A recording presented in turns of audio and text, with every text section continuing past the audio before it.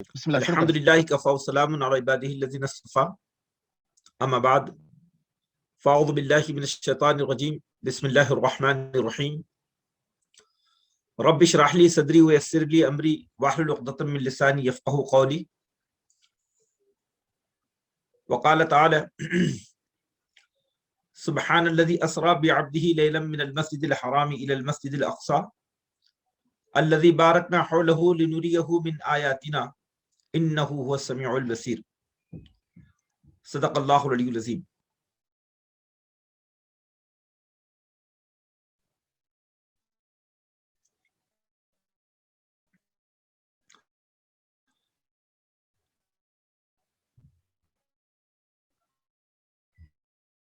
نہایت قابل احترام سامعین و سامعات، نہایت ایک اہم واقعے کی طرف جسے ہم واقعہ معراج کہتے ہیں، اس نسبت سے ایک اجلاس منعقد کیا گیا۔ ہم دیکھتے ہیں کہ نبی کریم صلی اللہ علیہ وسلم کی پوری سیرت کو اللہ تعالیٰ نے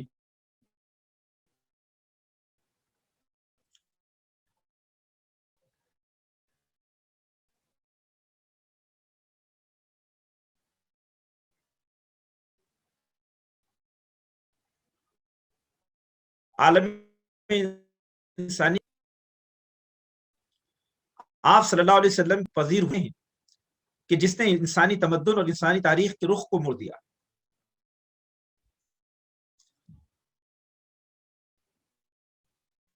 غار ہرا کے ایسے واقعات ہمارے سامنے آتے ہیں، اور انہی واقعات میں سے ایک واقعہ معراج ہے کہ جس واقعے کے کار نبوت، مشن نبوت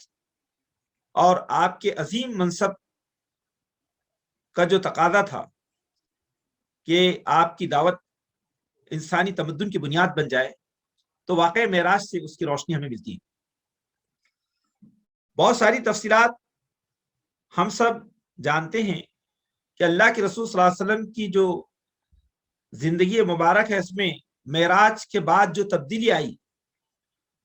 اور تحریک اسلامی ایک نئے دور میں داخل ہوئی، جو فتوحات کا دور ہے، غلبے کا دور ہے، شوکت کا دور ہے، انقلاب کا دور ہے۔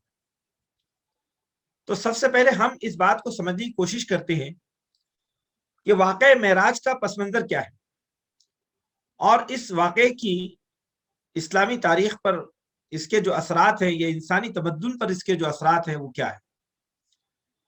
دیکھیے، تاریخ سے ہمارا جو ربط ہے، وہ ربط دراصل ہمیں جو ہے بصیرت اور حکمت فراہم کرتا ہے، کیونکہ ہماری تاریخ ہدایت کی تاریخ ہے۔ اللہ تعالیٰ نے سورہ بنی اسرائیل میں یہ جو بات ارشاد فرمائی کہ بہت ہی پاک ہے وہ ذات، وہ ہستی جو اپنے پیغمبر محمد صلی اللہ علیہ وسلم کو راتوں رات لے گئی مسجد حرام سے مسجد اقصی کی طرف، جس کو دور کی مسجد بھی کہا جاتا ہے، الاقصی، دور کی مسجد، اور اس زمین کی طرف لے گئی جس میں اللہ نے برکت نازل فرمائی،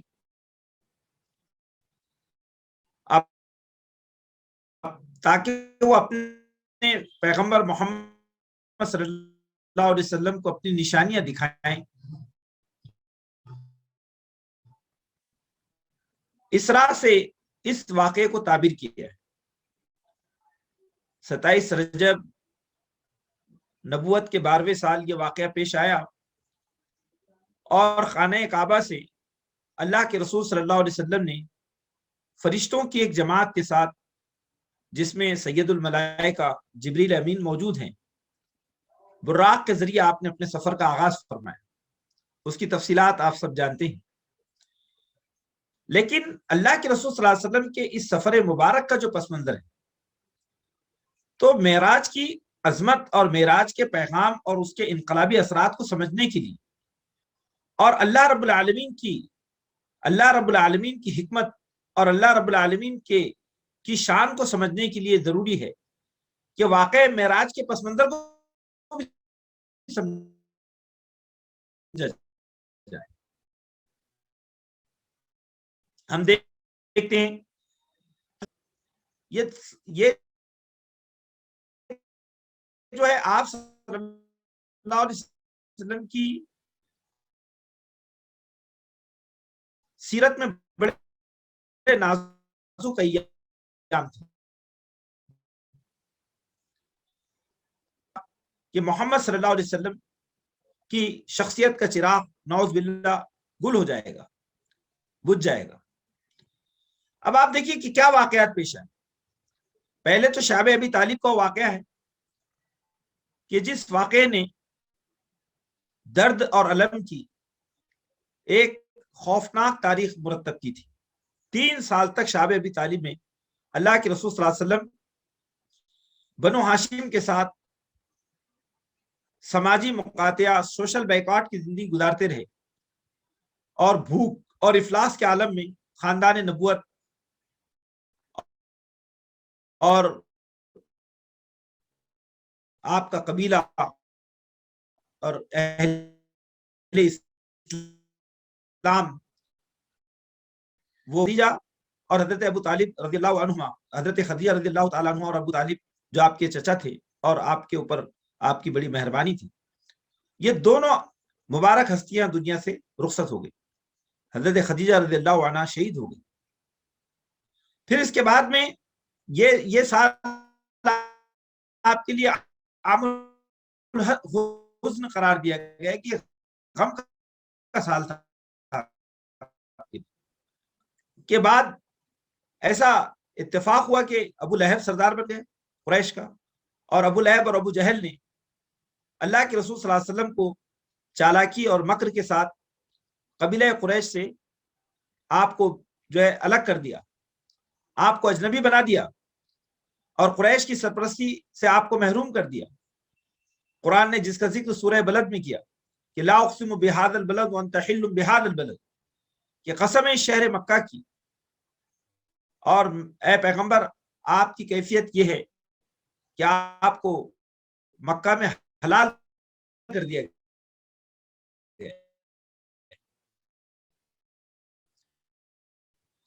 یعنی اگر آپ کو کوئی قتل کر دے تو کوئی مقدمہ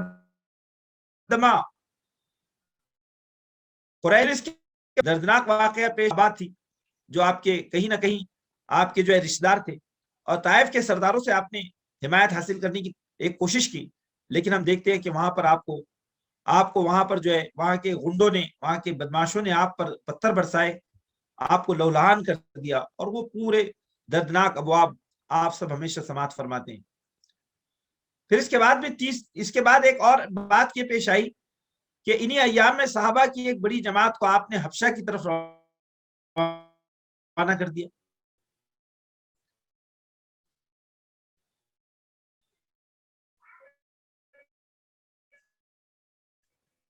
تو یہ جو حالات تھے، یا اب تحریک اسلامی جو ہے کسی نہ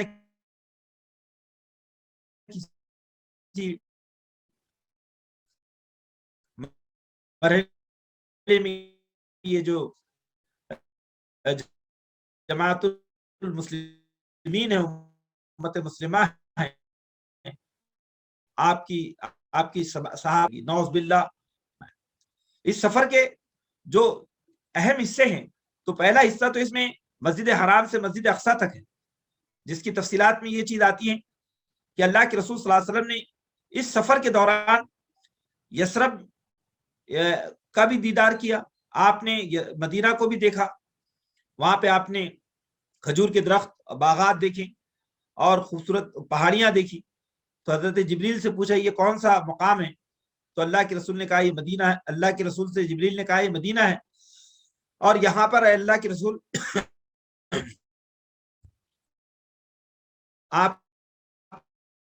کی تشریف آوری ہوگی ہجرت کے بعد۔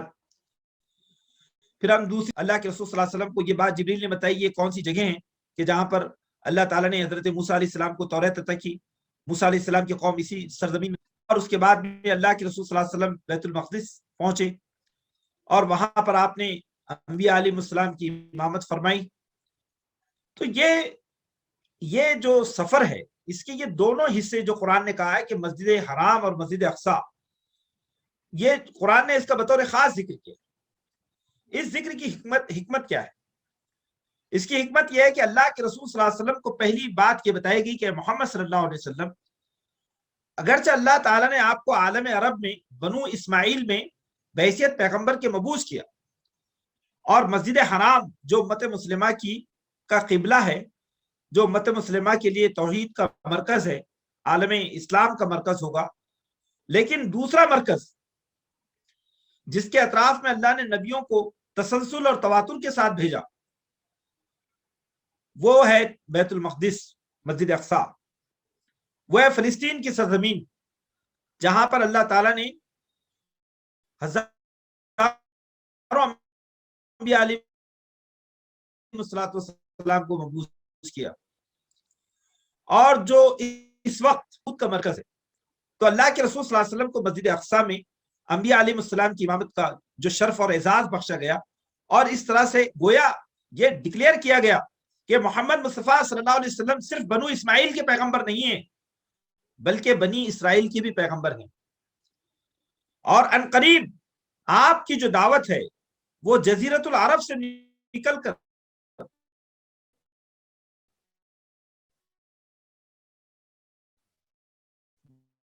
یہ دراصل دنیا کی اس طرح سے اللہ کے رسول صلی اللہ علیہ وسلم کی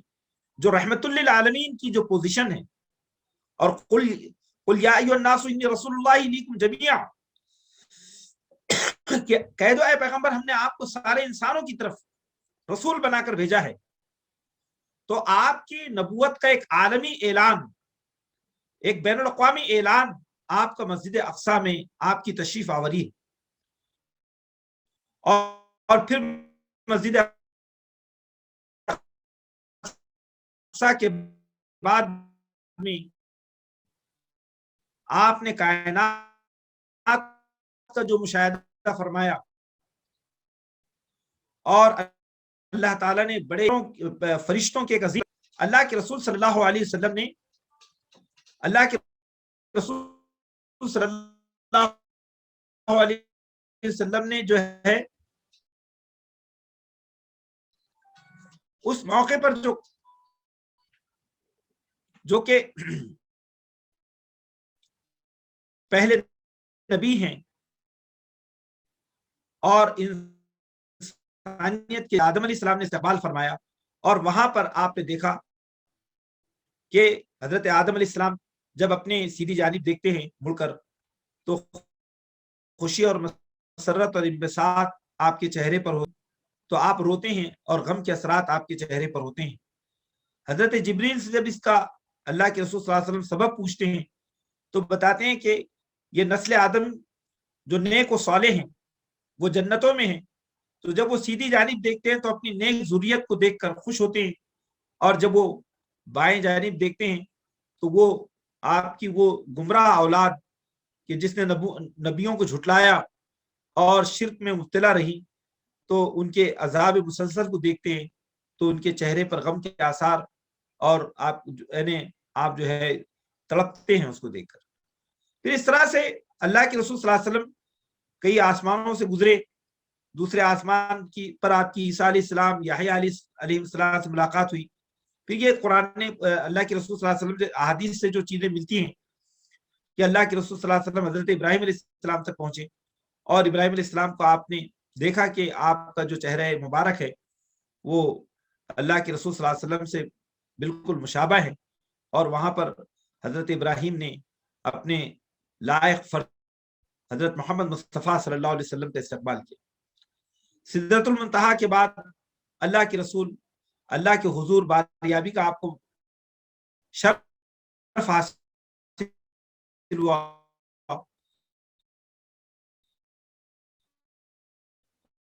اسی موقع پر آپ نے جنت اور جہاں اور وہاں، تو اس میں سب سے اہم جو چیز ہے وہ یہ ہے کہ اللہ کے رسول صلی اللہ علیہ وسلم کو معراج کے اس مبارک سفر میں تحفہ صلات دیا گیا، نماز کا تحفہ آپ کو بخشا گیا. یہ 5 وقت کی جو نمازیں ہیں یہ 12 نبوی سے امت مسلمہ پر فرض ہوئی, اور یہ 5 وقت کی جو نمازیں ہیں اس کو مسلمانوں کی معراج, ہر عمل اس کا مجسم ہوتا ہے اس کی جزا میں یا اس کی سزا میں. تو اللہ کے رسول صلی اللہ علیہ وسلم کو ان تمام اعمال کا جو ہے وہ مشاہدہ کروایا گیا, مکاشفہ کروایا گیا, اور یہ بتایا گیا کہ کس تمثیلی انداز میں کہ انسان کے اعمال کیسے جو ہے وہ نتائج کے اعتبار سے اپنے اثرات رکھتے ہیں. جیسا کہ ہم دیکھتے ہیں کہ اللہ کے رسول صلی اللہ علیہ وسلم نے اس بات کو دیکھا کہ ایک آدمی جو ہے اس کا سر بڑے پتھر سے کچلا جا رہا ہے, پھر اس کا سر ویسے ہی ہو جاتا ہے, پھر کچلا جاتا ہے. اللہ کے رسول پوچھتے ہیں یہ کون ہے؟ تو حضرت جبریل فرماتے ہیں یہ آپ کی امت کے وہ لوگ ہیں کہ جو نمازوں میں غفلت برتتے تھے, نمازوں کا اہتمام نہیں کرتے تھے. ہم دیکھتے ہیں ایک شخص وہ ہے کہ جس کی زبان سے فتنے نکلتے تھے, جو جھوٹ اور افطرا کو پھیلاتا تھا اور غیر ذمہ دارانہ باتیں کیا کرتا تھا. اس کی زبان کو آگ کی قینچی سے کاٹی, اس کی جو ہے اس کے ہونٹ جو ہے آگ کی قینچی سے قطرے جا رہے ہیں. تو اللہ کے رسول صلی اللہ علیہ وسلم نے اس کا یہ سبب معلوم کیا. اسی طرح آپ نے یہ دیکھا کہ کچھ لوگ ہیں جن کے پیٹ بہت بڑے بڑے ہیں اور اس میں جو ہے سانپ ہیں, زہریلے سانپ بھرے ہوئے ہیں اور وہ کانٹے کھا رہے ہیں. تو ہم دیکھتے ہیں کہ وہ جو اسباب بیان کیے گئے کہ یہ وہ لوگ ہیں جو سود کھاتے تھے, اور سود جو ہے وہ آج ان کا یہ عمل اس طرح سے ان کا سامنے آیا ہے. آپ نے وہاں دیکھا ان ایسی عورتوں کو کہ جن کے اوپر عبرتناک سزائیں مل رہی تھی, اور جب یہ پوچھا کہ ان کے ساتھ ایسی یہ واقعات کیوں ہوئے ہیں تو کہا کہ انہوں نے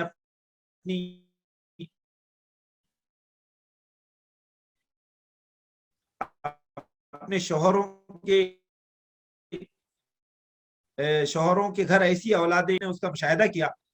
اس کے بارے میں علامہ اقبال کا ایک بڑا پیارا شعر, علامہ نے اس کے تعلق سے بڑی اہم بات کہی ہے. علامہ نے کہا کہ میں عالم خواب میں نے دوزخ کا مشاہدہ کیا, اور وہاں پر میں نے دوزخ کے داروغہ سے یہ پوچھا کہ مجھے دوزخ بتائی جائے.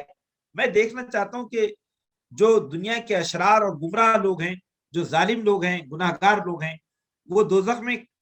دوزخ کی آگ میں یعنی ان کا انجام کیا ہے. دوزخ دیکھنا چاہتے تھے. جب علامہ نے اس میں یہ بات پیش کی اپنے اس خواب میں, کہا کہ جب میں نے اس عالم روحانی میں دوزخ کا مشاہدہ کیا تو دیکھتا ہوں کہ دوزخ کیا ہے, ایک اندھیری کھائی کا نام ہے. جگہ جگہ اندھیرے ہی اندھیرے ہیں, خوفناک یعنی تاریک وادیاں ہیں. تو انہوں نے پوچھا داروغہ دوزخ سے, ارے وہ شعلے کہاں ہیں, وہ آگ کی جو ہے آگ کی لپٹیں کہاں ہیں؟ تو اس وقت انہوں نے جو جواب دیا, علامہ نے اس جواب کو شیر کے پیکر میں بیان کیا.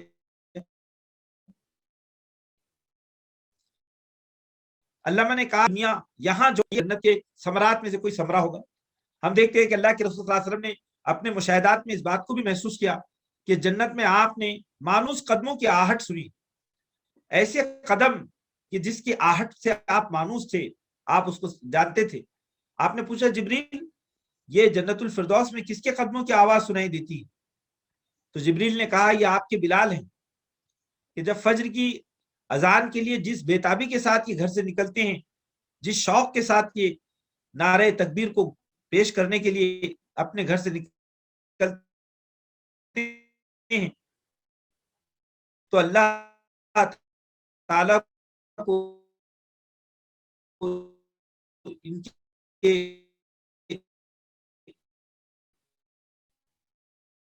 قدموں کی آہٹ اتنی پسند ہے. جو تعلیمات دی گئی اور جو مشاہدات کروائے گئے اس کو میں بہت اختصار کے ساتھ آپ کے سامنے رکھتے ہوئے اپنی بات کو مکمل کرتا ہوں, تاکہ ہم اس کو جانیں کہ معراج کا جو سبق ہے وہ کتنا انقلاب انگیز ہے, اور وہ کتنی بڑی تبدیلی جو ہے اس نے سماج میں برپا کی۔ میں نے آپ کے سامنے پس منظر میں یہ بات پیش کی کہ اللہ کے رسول صلی اللہ علیہ وسلم کی تاریخ میں نبوت کا جو 12واں سال ہے وہ کتنا درد انگیز سال ہے۔ محسوس ہوتا ہے کہ رسول خدا صلی اللہ علیہ وسلم اجنبی بنا دیے گئے، بے یار و مددگار ہیں، اور مکہ کی زمین پر حلال کر دیے گئے، سوشل بیکاٹ ہو گیا، لوگوں نے پتھروں سے مار کر آپ کو بے ہوش کر دیا، آپ کے صحابہ آپ کے حکم کے مطابق ہجرت کر کے حبشہ چلے گئے،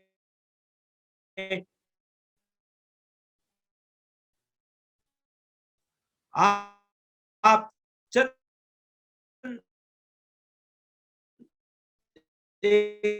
صحابہ کے ساتھ مکے میں یکاؤ تنہا زندگی گزاری۔ اللہ کے رسول کو بتایا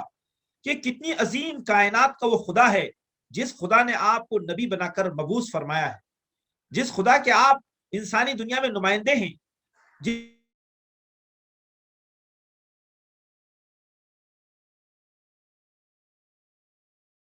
صلی اللہ علیہ وسلم نے کائنات کے ان عجائب کو دیکھا۔ وہاں پر اللہ تعالیٰ نے نبی کریم صلی اللہ علیہ وسلم کو دراصل انسانی تمدن یا اسلامی تمدن کی بنیادیں عطا کی کہ ان قریب وہ امت زمین میں آنے والی ہے جو امت پوری دنیا میں اے پیغمبر آپ کے پیغام کو لے کر چلے گی، تو اس امت کے لیے رہنما خطوط کیا ہو، اس امت کی زندگی کا عنوان کیا ہو، اس امت کی سیرت اور کردار میں کیا تبدیلیاں مطلوب ہیں۔ گویا کہ اللہ کے رسول صلی اللہ علیہ وسلم کو اس موڑ پر وہ بات بتائی گئی کہ ان قریب اب آپ کی آزمائشیں اپنی انتہا کو پہنچ چکی ہیں، اور اب ایک نئے دور کا آغاز ہوگا، اور معراج میں جو تعلیمات آپ کو دی جا رہی ہیں، ان تعلیمات کی روشنی میں ایک عظیم الشان امت تشکیل پائے گی جو امت زمین میں خدا کی نمائندہ امت ہوگی۔ اب اس امت کی زندگی کا جو عنوان ہے وہ عنوان ہے نماز۔ جس طرح سے اللہ تعالیٰ نے آپ کو شرف باریابی عطا فرمایا، معراج کا یہ عظیم اور مبارک سفر جو آپ کے اعزاز میں اللہ نے رکھا ہے، تو اسی طرح امت مسلمہ کی خدا کے ساتھ معیت کے لیے، خدا کے ساتھ صحبت کے لیے اللہ تعالیٰ نے نماز کا تحفہ ان کو عطا کیا ہے۔ یہ جو نمازیں ہیں، یہ نمازیں دراصل اسلامی معاشرت کی جان ہے۔ پھر اس کے بعد میں اسلامی تمدن کے لیے وہ نظریاتی اساس جو ایمان ہے، اس کے تعلق سے وہ آیات اللہ کے رسول کو عطا کی گئی، جس کو ہم سورہ بقرہ کی آیات کے طور پر یاد رکھتے ہیں کہ للہ ما فی السماوات و ما فی الارض سے لے کر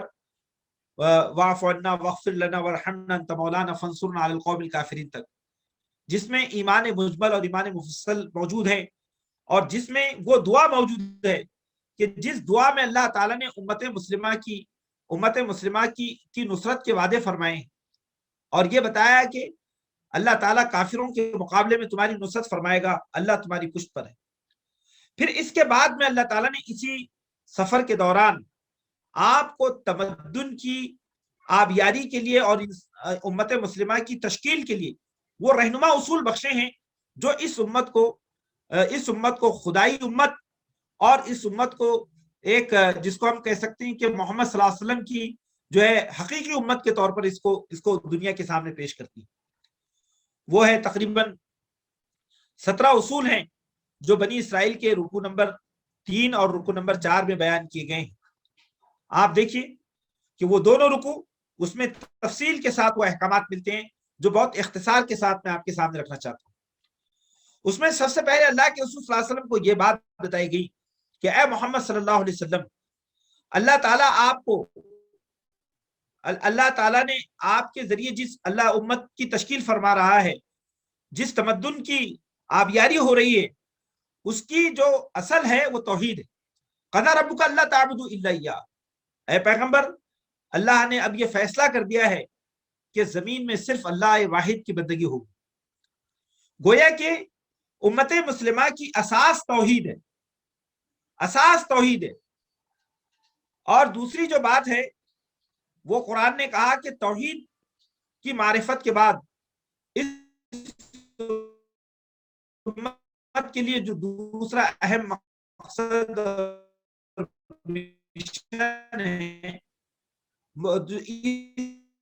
احسان، والدین کے ساتھ حسن سلوک کو بہت تفصیل کے ساتھ بیان کیا گیا۔ کہا کہ جواب نہ دو، ان کے لیے اپنے بازوؤں کو ایسے جو ہے جھکائے رکھو کہ جس طرح ایک جو ہے پرندہ اپنے بچوں کو اپنے بازوؤں میں چھپائے رکھتا ہے۔ ان کے لیے رحمت اور محبت کا سایہ بن جاؤ، اور ان کے لیے اللہ سے دعائیں مانگو کہ اللہ ان پر رحمت فرما، جیسے کہ بچپن میں انہوں نے مجھ کو محبت کے ساتھ پالا تھا، میری پرورش کی تھی۔ تو گویا کہ یہ اسلامی تمدن کی یہ دوسری خصوصیت ہے کہ یہ تمدن والدین کا احسان شناس تمدن ہے۔ یہ والدین کے ساتھ وفاداری کا سبق دیتا ہے۔ اور اس کے بعد میں تیسری جو بات کہی گئی وہ ہے صلہ رحمی، انسانیت نوازی، کہ اللہ تعالیٰ ایمان کے ذریعے، توحید کے ذریعے جس معاشرے کی تشکیل چاہتا ہے، اس معاشرے کے جو افراد ہیں وہ انسانیت کے دشمن نہیں بلکہ انسانیت کے غمخوار ہے، صلہ رحمی کرنے والے ہیں، وہ غریبوں، یتیموں، مسکینوں اور مسافروں کی جو ہے ان کی نگہداشت کرنے والے ہیں۔ آت ذی القربى حقہ والمسکین وابن السبیل۔ پھر اس کے بعد میں چوتھی بات جو کہی ہے قرآن نے وہ ہے اپنے نفوس کے تزکیے کی، کہ آپ جس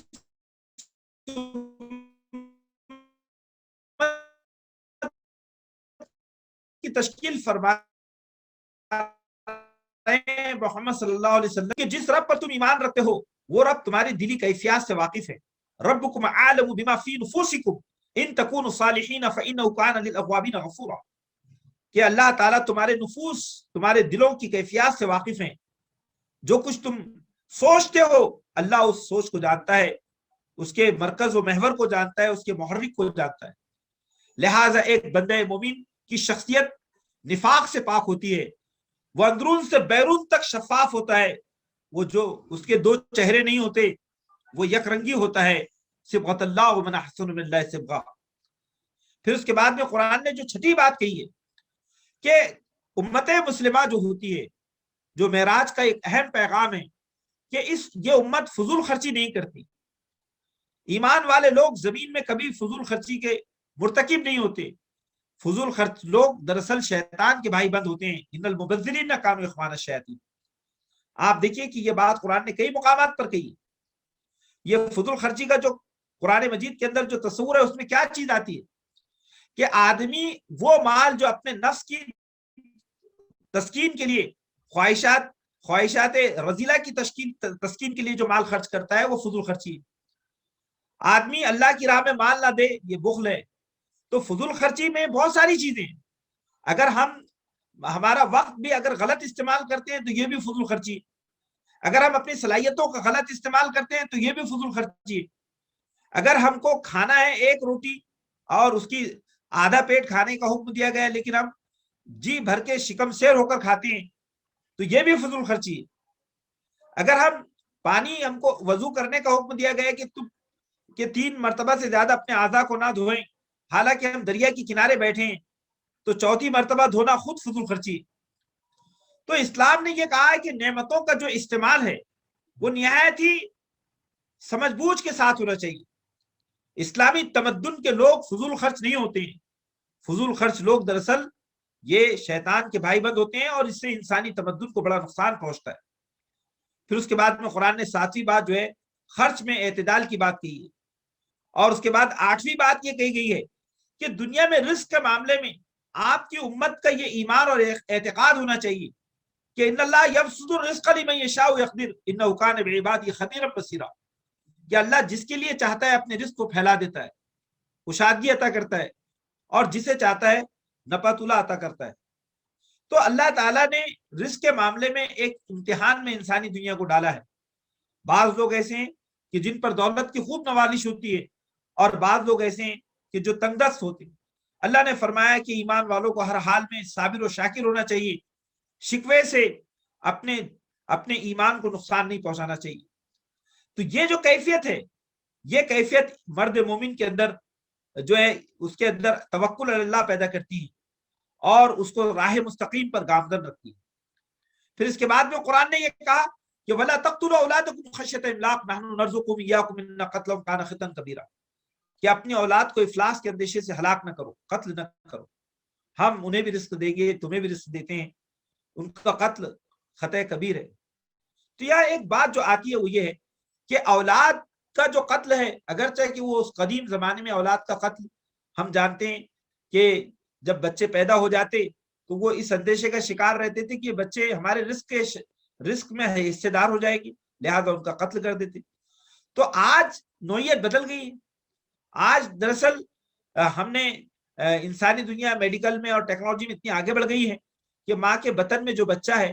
اس بچے کو فوراً بھاپ لیا جاتا ہے اور پھر اس کے بعد میں اس کو ایبارٹ کر دیا جاتا ہے۔ تو یہ بھی قتل اولاد ہے۔ اور قتل اولاد یہ بھی ہے کہ ہم جو ہے بچوں کی پیدائش کم کریں، یہ بھی اس کے حکم ہے کہ ایک آدمی جو ہے وہ ایک بچے اور دو بچے کے اوپر اپنی پوری زندگی گزار دے، حالانکہ اس کو وہ اور بچے ہو سکتے تھے، اور اس نے اس لیے بچے پیدا نہیں کیے کہ اگر یہ میں بچے پیدا ہوں گے تو پھر ان کے لیے مالی وسائل کہاں سے فراہم کروں گا۔ یہ سوچ غلط ہے، کیونکہ اللہ کے رسول صلی اللہ علیہ وسلم نے یہ حکم دیا ہے کہ کثیر اولاد جو ہے یہ جو ہے تمہارے گھروں میں ہونی چاہیے تاکہ میں اس کی بنیاد پر کل قیامت میں فخر کر سکوں۔ تو ہمارے پاس میں اگر کثیر العیال ہونا یہ معیوب بات نہیں ہے، بلکہ مبروک بات ہے، قابل مبارک بات ہے۔ ہم دیکھ رہے ہیں کہ جن لوگوں کے ایک یا دو بچے ہیں ان کے مسائل بے شمار ہیں، اور جن کے پاس 4 سے 6 بچے ہیں ان کا گھر بہت خوشحال ہے، ان کے گھر میں زندگی دوڑتی ہے۔ اور بچے جب بہت ہوتے ہیں تو بچے آپس میں ایک دوسرے کے لیے جو ہے باہمی تعاون سیکھتے ہیں، صبر سیکھتے ہیں، حلم اور بردباری سیکھتے ہیں، اور سماجی اخلاقیات سے آراستہ ہوتے ہیں۔ پھر اس کے بعد قرآن مجید نے کہا کہ زنا کے قریب نہ جاؤ، زنا بہت برا راستہ ہے، اس کے نتائج بہت بھیانک ہوتے ہیں، دنیا و آخرت کی تباہی کا راستہ ہے۔ تو یہ زنا کے قریب نہ جانے سے مراد ہے کہ زنا کا کلچر، بدکاری کا کلچر، زنا عمل زنا تو ایک چیز ہے، لیکن وہ لوازمات، وہ محرکات جو زنا کی طرف لے جاتے ہیں ان تمام کو حرام کر دیا گیا۔ ایسے گانے کہ جس کے ذریعے جنسی خیالات جو ہے وہ تحریک پاتے ہیں، ایسے ناچ گانے اور ایسی تصویریں، ایسی فلمیں، ایسی باتیں، یہ ساری چیزیں چونکہ زنا کے محرکات بنتے ہیں، تو یہ ساری چیزوں کو اللہ تعالیٰ نے فرمایا کہ ان کا سدباب کیا جائے۔ ہم دیکھتے ہیں کہ اسلامی تہذیب نے جو ہے دراصل زنا کو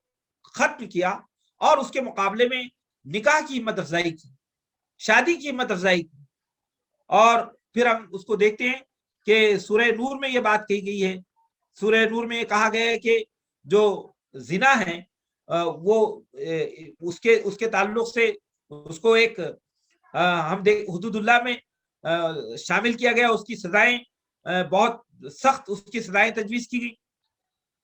کیوں کی گئی؟ اور یہ کہا گیا ہے کہ ایک زانی کے لیے مومن خاتون یا مومن مرد جو ہے زانیہ کے لیے مطلب پسندیدہ نہیں ہے۔ حرم ذلک علی المؤمنین، الزانیۃ لا ينکحها الا زان و مشرک، لا ينکحها الا زان و مشرک، یہ بات ہمارے سامنے آتی ہے۔ تو بات دراصل یہ ہے، امام اصل اپنے مولانا امین رحمۃ اللہ علیہ نے یہ بات ہے، اور جتنی اخلاقی خرابیاں اور گمراہیاں ہیں اس کا جو امام ہے وہ زنا ہے۔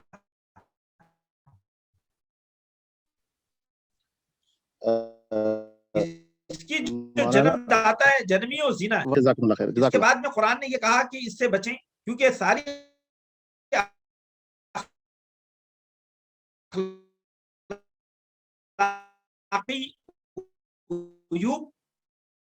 کی جو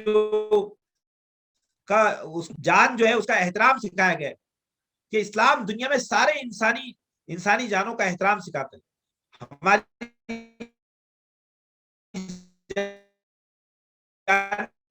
اس میں شامل ہے کہ گویا وہ سارے انسانوں کے قاتل ہونے کے برابر ہوتے۔ پھر اس کے بعد میں قرآن نے آگے یہ بتایا کہ جو ہے ایسی چیزوں کے پیچھے نہ پڑو جس کا تمہیں علم نہیں۔ وعدے کو ایفا کرو، کے سامنے کل پیش کیے جائیں گے کہ تم نے کیا سنا، کیا دیکھا، کہ زمین میں اکڑ کر نہ چلو، زمین میں تکبر کی چال نہ چلو، تمہارے تکبر سے نہ تم زمین کو پھاڑ سکتے ہو اور نہ ہی پہاڑوں کی بلندی کو پہنچ سکتے ہو. تو گویا قرآن نے کہا کہ امت مسلمہ زمین میں استکبار کی روش اختیار نہیں کرے گی، بلکہ یہ بندگی رب کے رنگ میں رنگی ہوگی. تو رفقائے محترم، یہ جو معراج کا پیغام ہے، اس پیغام کی روشنی میں مدینے کی جو بستی ہے وہ وقوع پذیر ہوئی، اور 3,500 کی آبادی والا یہ شہر مدینہ کا جو معراج کے ان رہنما خطوط کے ذریعے جس کی سماجی اور تمدنی آبیاری ہوئی، اس نے چند برسوں میں،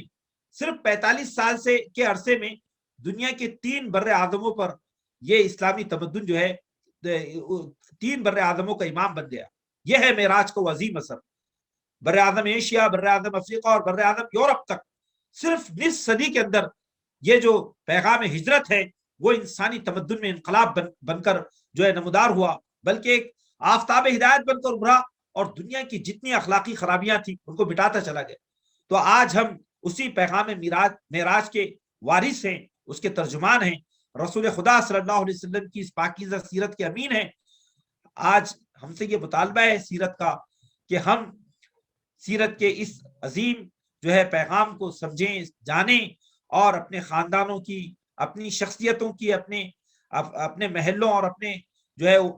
معاشرے کی اس کی بنیادوں پر تشکیل کریں. اللہ سے دعا ہے کہ اللہ تعالی ہم سب کو عمل کی توفیق عطا فرمائیں، اللہ تعالی ہم سب کے لیے آسانیاں پیدا فرمائیں، اللہ ہمارے علم اور ہمارے عمل میں اللہ تعالی جو ہے صالحیت پیدا فرمائیں، اور ہمارے اللہ تعالیٰ امت مسلمہ کے جتنے مسائل ہیں اللہ ان کا حل نکال دیں، امت مسلمہ پر اپنے رحمت نازل فرمائیں اور عالم انسانی کے ضمیر کو بیدار کر دیں اور انہیں حقیقت کو قبول کرنے کی توفیق عطا فرمائیں. اقول قولی ھذا استغفر اللہ لی ولکم اجمعین، آمین یا رب العالمین.